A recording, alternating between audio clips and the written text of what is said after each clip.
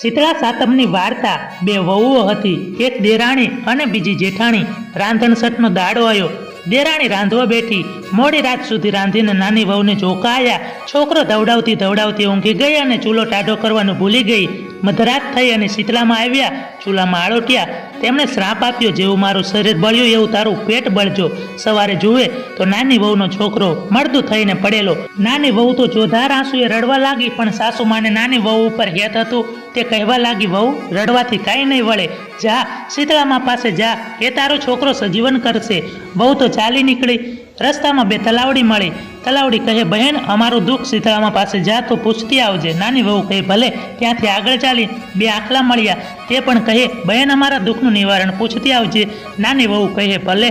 આમ કહી અને તે જંગલમાં ગઈ. જંગલમાં ઝાડવા નીચે ડોસીમાનું રૂપ લઈ અને શીતળામાં બેઠા હતા.